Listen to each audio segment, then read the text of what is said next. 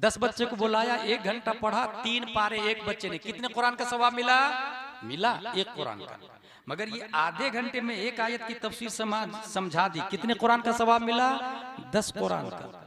अब इससे 2 फायदा हुआ। पहला फायदा ये कि अजाब का परसेंटेज बहुत कम हो जाएगा। कब्रिस्तान में बहुत तेजी के साथ अजाब का खात्मा होगा, अजाब उठने लग जाएगा, क्योंकि एक दिन में आधे घंटे में 10 कुरान का सवाब। कब्रिस्तान के मुर्दों से अजाब का खात्मा होने लगेगा, एक फायदा। दूसरा फायदा, जो आबादी में जिंदा लोग हैं उनकी जहालत का खात्मा होने लग जाएगा। कुरान की आयत की तफसीर समझने लग जाएंगे तो जहालत खत्म होगी कि नहीं? और जहालत कितनी बड़ी बीमारी है, इसका अंदाजा आप इस हदीस से लगाए। जंग बद्र में हुजूर सल्लल्लाहु ताला अलैहि वसल्लम ने जंग जीत ली और लोगों से कहा तुम लोग फिदिया दे के आजाद हो जाओ। जिसके पास पैसे नहीं थे उनसे ये कहा कि हमारे सहाबा के बच्चे को पढ़ाओ, पढ़ाओगे तब छोड़ूंगा, नहीं तो छोड़ूंगा नहीं। गौर कीजिएगा, नबी ने किन लोगों को छोड़ा पढ़ाने के बदले में, एजुकेशन के बदले में? किनको छोड़ा? जो नबी को कत्ल करने आए थे। बहुत भारी जुमला देके जा रहा हूं, नबी को कत्ल करने आए थे। नबी अपने कातिल को एजुकेशन के बदले में छोड़ रहे हैं। इसका मतलब यह हुआ कि डोनाल्ड ट्रंप और नेतन्याहू ये ज्यादा डेंजर नहीं है मुसलमानों के लिए। मुसलमानों की जिहालत उससे ज्यादा डेंजरस है। मुसलमानों के लिए ये हमारी जिहालत उससे ज्यादा खतरनाक है। इसकी जिंदा दलील है मेरे पास। जंग बद्र में नबी ने अपने कातिल को एजुकेशन के बदले में छोड़ दिया। इसलिए क्या करना चाहिए हमें? अपना नजरिया बदलना चाहिए। जलसे का, नमाज का, रोजे का, अपनी लाइफ। जैसे मैं आते समय बोला सैफ रजा भाई को कि आपकी एक आदत बहुत अच्छी लगी मुझे। वो कौन सी? सीखने वाली आदत। रास्ते में इन्होंने 2-3 मसले पूछ लिए मुझसे। ये जो जिंदगी है ना, ये सीखने के लिए, उठते बैठते चलते फिरते। अभी मैं मसौली शरीफ गया था, मुझको मिल गया अल्लामा साहब वहां। जल्दी जल्दी से तैयार हुआ और पहुंच गया, हाथ चूमा और कहा हजरत एक मसले का जवाब दे दीजिए ना। पढ़ लिया। आज भी अल्लामा साहब कभी स्टेज पर होते हैं तो मैं उगलदान थूक नहीं फेंकते हैं, वो उगलदान लेके बैठा रहता हूँ बाजू। हो सकता है उसी के सदके में कोई मसला बोले और समझ में आ जाए, इल्म में इजाफा हो, जहालत का खात्मा हो। और कुरान बोलता वल्लदीना उतुल इल्म दरजात। इल्म जितना ज्यादा आएगा, ये मेगाबाइट जो बताए ना, पेटाबाइट, दिमाग में इल्म जितना ज्यादा आएगा रब की तरफ से वो उतना ही ऊपर उठता चला जाएगा, दर्जे बुलंद होते चले जाएंगे। आप ये समझ रहे कि नहीं 2 मकान वाला ज्यादा अच्छा है, 3 मकान वाला ज्यादा अच्छा है। एक्टिवा बेच के अल्टो ले लूं तो मजा आ जाएगा। भाई साहब, अल्टो से भी पेट नहीं भरता, BMW की तमन्ना करता है, BMW से भी पेट नहीं भरता। आपको क्या लगता है? कुछ बहुत सारे लोग होते हैं इस गलतफहमी के शिकार हैं, उनके पास चंदे के लिए मौलाना साहब पहुंचा, एक काम रुका हुआ। अच्छा, साहब भाई बहुत बड़ा खतीब मुझसे मिला, उनसे मैंने कहा कि एक रात का 30-40 हज़ार लेते हैं, 25,000-30,000 कम से कम लेते हैं, तो एक मुदर्रिस की तनख्वाह अपने जिम्मे ले लेना। 10 बच्चे को बुलाया, 1 घंटा पढ़ा, 3 पारे एक बच्चे ने, कितने कुरान का सवाब मिला? मिला 1 कुरान का। मगर ये आधे घंटे में 1 आयत की तफसीर समझा दी, कितने कुरान का सवाब मिला? 10 कुरान का। अब इससे 2 फायदा हुआ। पहला फायदा ये कि अजाब का परसेंटेज बहुत कम हो जाएगा। कब्रिस्तान में बहुत तेजी के साथ अजाब का खात्मा होगा, अजाब उठने लग जाएगा, क्योंकि एक दिन में आधे घंटे में 10 कुरान का सवाब। कब्रिस्तान के मुर्दों से अजाब का खात्मा होने लगेगा, एक फायदा। दूसरा फायदा, जो आबादी में जिंदा लोग हैं उनकी जहालत का खात्मा होने लग जाएगा। कुरान की आयत की तफसीर समझने लग जाएंगे तो जहालत खत्म होगी कि नहीं? और जहालत कितनी बड़ी बीमारी है, इसका अंदाजा आप इस हदीस से लगाए। जंग बद्र में हुजूर सल्लल्लाहु ताला अलैहि वसल्लम ने जंग जीत ली और लोगों से कहा तुम लोग फिदिया दे के आजाद हो जाओ। जिसके पास पैसे नहीं थे उनसे ये कहा कि हमारे सहाबा के बच्चे को पढ़ाओ, पढ़ाओगे तब छोड़ूंगा, नहीं तो छोड़ूंगा नहीं। गौर कीजिएगा, नबी ने किन लोगों को छोड़ा पढ़ाने के बदले में, एजुकेशन के बदले में? किनको छोड़ा? जो नबी को कत्ल करने आए थे। बहुत भारी जुमला देके जा रहा हूं, नबी को कत्ल करने आए थे। नबी अपने कातिल को एजुकेशन के बदले में छोड़ रहे हैं। इसका मतलब ये हुआ कि डोनाल्ड ट्रंप और नेतन्याहू ये ज्यादा डेंजर नहीं है मुसलमानों के लिए, मुसलमानों की जिहालत उससे ज्यादा डेंजरस है मुसलमानों के लिए, ये हमारी जिहालत उससे ज्यादा खतरनाक है। इसकी जिंदा दलील है मेरे पास, जंगे बद्र में नबी ने अपने कातिल को एजुकेशन के बदले में छोड़ दिया।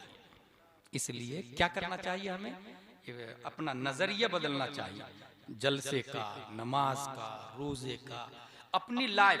जैसे मैं आते समय बोला सैफ रजा भाई को कि आपकी एक आदत बहुत अच्छी लगी मुझे, वो कौन सी, सीखने वाली आदत। रास्ते में इन्होंने 2-3 मसले पूछ लिए मुझसे। ये जो जिंदगी है ना, ये सीखने के लिए, उठते बैठते चलते फिरते। अभी मैं मसौली शरीफ गया था, मुझको मिल गया अल्लामा साहब, वहां जल्दी जल्दी से तैयार हुआ और पहुंच गया, हाथ चूमा और कहा हजरत एक मसले का जवाब दे दीजिए ना, पढ़ लिया। आज भी अल्लामा साहब कभी स्टेज पर होते हैं तो मैं उगलदान, थूक नहीं फेंकते हैं, वो उगलदान लेके बैठा रहता हूँ बाजू। हो सकता है उसी के सदके में कोई मसला बोले और समझ में आ जाए, इल्म में इजाफा हो, जहालत का खात्मा हो। और कुरान बोलता वल्लदीना उतुल इल्म दरजात, इल्म जितना ज्यादा आएगा, ये मेगाबाइट जो बताया ना, पेटाबाइट, दिमाग में इल्म जितना ज्यादा आएगा रब की तरफ से वो उतना ही ऊपर उठता चला जाएगा, दर्जे बुलंद होते चले जाएंगे। आप ये समझ रहे कि नहीं 2 मकान वाला ज्यादा अच्छा है, 3 मकान वाला ज्यादा अच्छा है, एक्टिवा बेच के अल्टो ले लूं तो मजा आ जाएगा। भाई साहब अल्टो से भी पेट नहीं भरता, BMW की तमन्ना करता है, BMW से भी पेट नहीं भरता।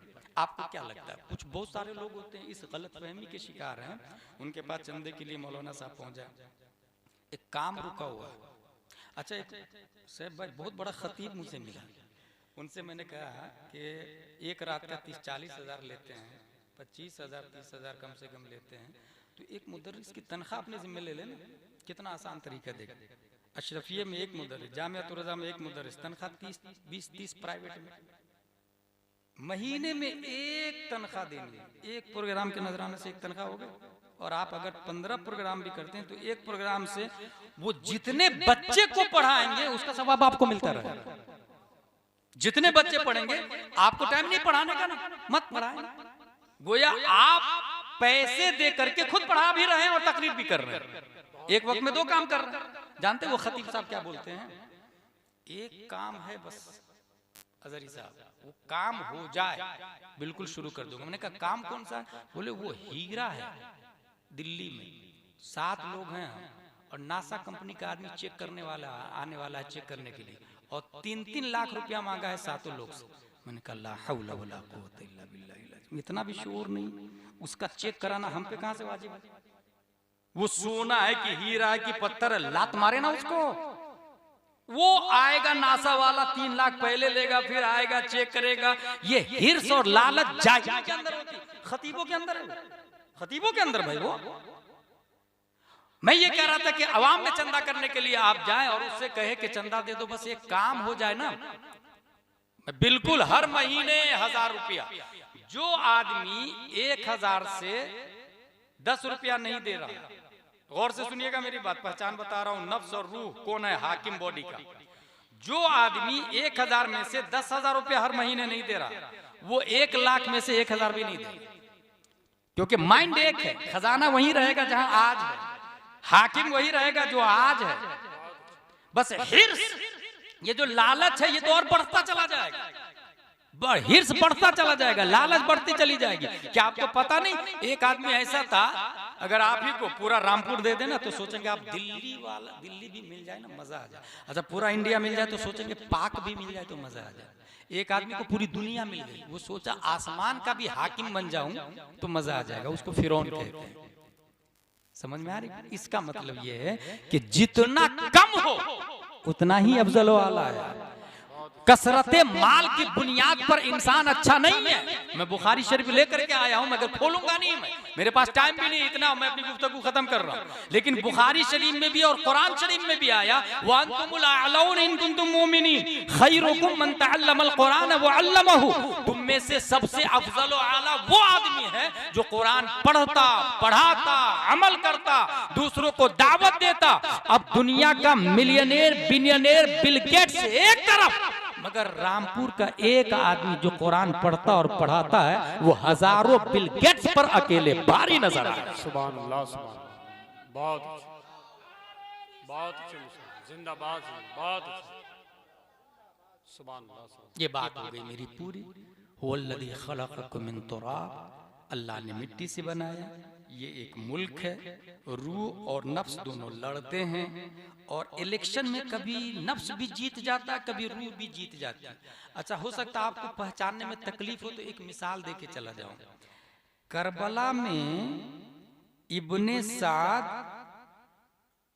जन्नत के रास्ते पे चल रहा था, देखिएगा, रूह की तरफ से जन्नत के रास्ते पर रूह को वोट दे रहा था।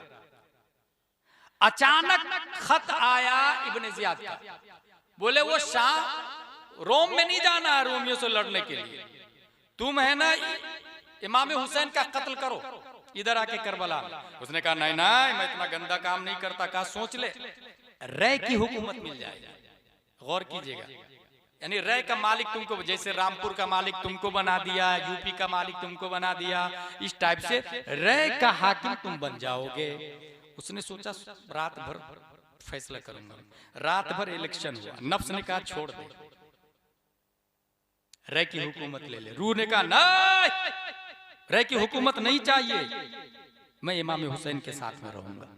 लड़ाई होती रही इलेक्शन में, किसको वोट देगा किसको देगा। बिल आखिर फैसला हुआ, उसने नफ्स को वोट दिया, रूह को इलेक्शन में हराया। आया था जन्नत के रास्ते पर रूह की तरफ से, अगर वो उधर जाता रूमियों से लड़ता, अगर जीत जाता तो अर्तुरुल गाजी बनता, मर जाता तो शहीद बनता, मगर वहां नहीं गए, वो सीधा हुसैन बिन अली के मुकाबले में करबला में आया। अगर जीतता तो यजीद बनता, मरा कुत्ते की मौत मारा गया था इब्ने साद। बाहर सूरत जिंदा हो या मुर्दा हो, लेकिन है तो मुर्दों ही में शुमार, जहन्नमी तो फिक्स है। यह है नफ्स को वोट देना, रूह को नहीं वोट दिया, नफ्स को वोट दिया। आ रहा था रूह के रास्ते पर, मगर सडनली इलेक्शन हुआ, वोटिंग हुई, चेंज, पार्टी बदल दिया। एक और आदमी की करबला में मिसाल दे दूं, हुर बिन यजीद तमीमी 1000 फौज लेके इमाम हुसैन को करबला में रोकने पर मजबूर कर दिया। शराइत टर्म एंड कंडीशन सुने, जब यजीदियों ने नहीं माना तो उन्होंने कहा यजीदियों, इमाम हुसैन की कोई बात तुमको तस्लीम नहीं। कहा नहीं, कहा फिर सुनो, जब तक मेरे जिस्म में जान है एक भी तीर औलाद रसूल की तरफ जाने नहीं दूंगा, इससे पहले तुझे मेरी लाशों से गुजरना होगा। और तारीख गवाह है, जब तक वो जिंदा रहा अहले बैते अतहार को खरोश भी नहीं आने दिया। आया था यजीद की तरफ से, पार्टी बदला, नफ्स को लात मारा, रूह को सेलेक्ट किया, बॉडी का प्राइम मिनिस्टर रूह को बनाया, जिस्म तो उनका उसी वक्त जेरे जमीन दफन हो गया।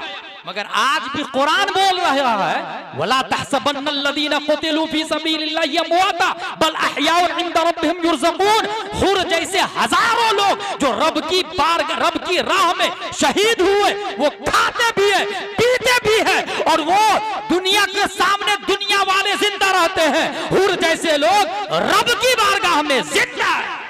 सुभान अल्लाह, बहुत अच्छे, जिंदाबाद। बल अहयाउन इंदा रब्बिहिम का लफ्ज है। मैं आपके सामने जिंदा हूं, इसकी कोई वैल्यू नहीं है, मगर हुर रब के सामने जिंदा है, इसकी बहुत वैल्यू है। ये जो इलेक्शन होता है, इसीलिए मैं कह रहा हूं कि अपने आप को पहचाने, नजरिए को समझे। बुखारी शरीफ आपने सुना ना, कुरान शरीफ के बाद सबसे अफजल किताब, उसकी पहली हदीस है नियत, इन्नमल अमालु बिन्नियात। जलसा की नियत क्या है? सुनने क्यों आए? जलसा किया किसने? ये चैनल वाले क्यों बैठे? इनकी नियत दीन की नशरो इशाअत है या इख्तिलाफात है? सबको हिसाब देना होगा, हर कदम का हिसाब देना होगा। इसलिए बुखारी शरीफ में आया इन्नमल अमालु बिन्नियात। अच्छा, एक और लफ्ज है सैयद भाई, फमन कानत हिजरतुहु इला दुनिया युसीबुहा, यानी अगर वो इख्तिलाफ की नियत से आया तो उसमें भी कामयाब होगा। युसीबुहा का लफ्ज कामयाब होगा उसमें। अगर मर्डर करने की नियत से कोई मस्जिद में जाए तो भी कर देगा। युसीबुहा का लफ्ज आया, नियत जैसी होगी वैसे होगी। हुमन कानत हिजरतुहु इलल्लाहि व रसूलिहि फहिजरतुहु इलल्लाहि व रसूलिहि, और जो अल्लाह व रसूल के लिए आया है तो वो अल्लाह व रसूल के लिए। फर्क क्या है? फर्क ये है कि हजरत अबू बकर से किसी ने पूछा ये सब कुछ आपने अल्लाह की राह में नबी को दे दिया है, तो घर वालों के लिए क्या है? तो उनका जवाब था कान अल्लाह व रसूल, घर वालों के लिए अल्लाह व रसूल है। यह है मन कान हिजरत इलल्लाहि व रसूली फहिजरत इलल्लाहि व रसूली। हम अल्लाह के हो जाएंगे तो फिर तो पूरी दुनिया अपनी है ना। इसलिए अल्लाह वाले पैसों के पीछे नहीं भागते, मरते नहीं। वो जरूर जीने पैसा चाहिए जीने के लिए, मैं इसका मुनकिर नहीं हूं, कमाना चाहिए, जायज तरीके से कमाना चाहिए, मगर ये ज़हन में रखे कि करोड़ों रुपया का मालिक होना ये नबी की सुन्नत नहीं। हजरत उस्मान गनी की सुन्नत है, लेकिन नबी की सुन्नत है बगैर मालिक निसाब रहना, बगैर मालिक निसाब रहना। नबी इतना पैसा ही नहीं रखते थे जिससे ज़कात फर्ज हो सके। इसका मतलब ये हुआ कि कमाए, मगर कश्ती पानी में चलती है ना तो बहुत अच्छी चलती है। पानी कश्ती में चलना शुरू कर दे फिर वो कश्ती डूब जाती है। अल्लाह ताला हम सबको कुरान शरीफ, हदीस शरीफ, फिक़्ह शरीफ पढ़ने, समझने, अमल करने की तौफीक अता फरमाए। हुवल्लज़ी खलक़कुम मिन तुराब मिनहा खलक़नाकुम, मिट्टी से बने, व फ़ीहा नुईदुकुम, इसी में लौटेंगे, व मिनहा नुख़रिजुकुम तारतन उख़रा, और अल्लाह ताला उसी मिट्टी से उठाएगा। और कामयाबी का वही तरीका बताया आला हज़रत ने, लहद में इश्क़ रुख़े शाह का दाग लेके चले, अंधेरी रात सुनी थी चराग लेके चले, तेरे गुलामों का नक्शे कदम है राह खुदा, वो क्या भाग सके जो ये सुराग लेके चले। वमा अलैना इल्लल बलाग। अस्सलामु अलैकुम।